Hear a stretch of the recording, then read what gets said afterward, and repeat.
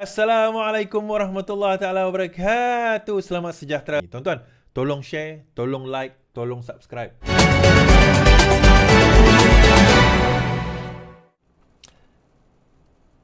2 juta untuk Najib, 2 juta untuk Guan Eng, kata Zarul. Pengarah eksekutif kanan konsortium Zenith Construction Sdn Bhd, Zarul Ahmad Muhammad Zulkifli memberi keterangan bahawa dia memberikan wang tunai 2 juta kepada bekas Perdana Menteri dan cek 2 juta kepada bekas Ketua Pulau Pinang, Lim Guan Eng.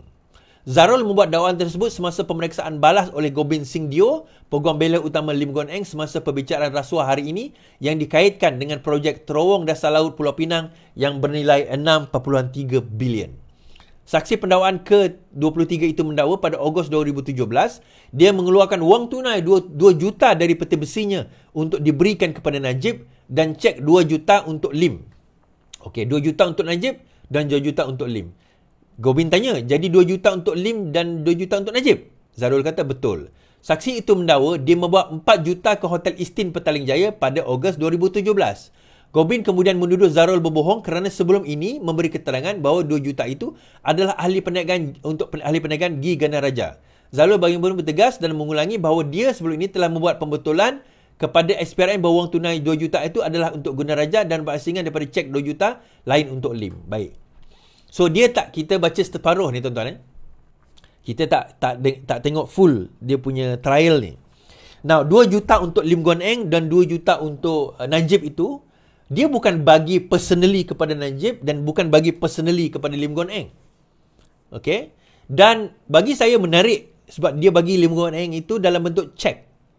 Menariknya, kalau cek itu ditunaikan, akan ada money trail. So, itu terpulang kepada pendakwa raya untuk membuktikan bahawa money trail itu ada. Now, kalau kita tengok, kalau tak silap statement dia atau statement yang orang lain sebelum ini, mengatakan bahawa wang tersebut, even dengan Najib pun, dia tak bagi direct kepada Najib. Dia kata nak untuk diserahkan kepada Najib dan untuk diserahkan kepada Lim Guan Eng. I think dia ada orang tengah yang digunakan. Dia katakan dalam tempoh jumlah tersebut. Cuma persoalan yang menarik sebab tak habis tadi kan. Selalu saya jadi lawyer, saya tanyalah. Mungkin dah ada dah. Tapi dia tak habis dibahas kat situ. Adakah cek itu ditunaikan? Itu yang pertama. Adakah terdapat money trail terhadap cek tersebut sehingga sampai kepada akaun Lim Guan Eng? Sebab dalam kes yang dikatakan dia bagi kepada Najib, dia kata dia bagi tunai. Yang dikatakan dia bagi kepada Lim Guan Eng, dia bagi dalam bentuk cek. Jadi kalau dalam bentuk cek, sepatutnya benda itu clear, simple dan mudah untuk dibuktikan. Cek dimasukkan, masuk dalam akaun Lim Guan Eng dan terdapat aliran maksudnya money trail dekat situ, aliran wang dekat situ. So, it's going to be easy for the prosecutor to prove. Cuma agak menarik sebab sampai setakat yang saya baca ini, dalam kes ini belum dibawa adakah cek 2 juta yang disebut oleh Zarul itu telah pun ditunaikan atau tidak. That is something yang interesting untuk kita nak lihat.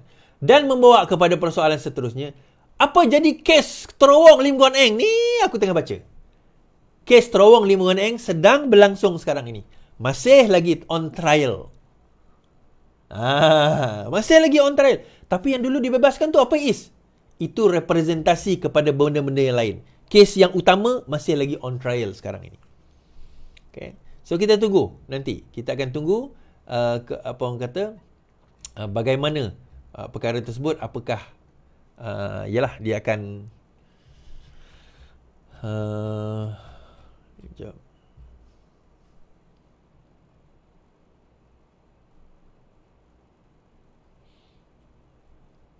Okey.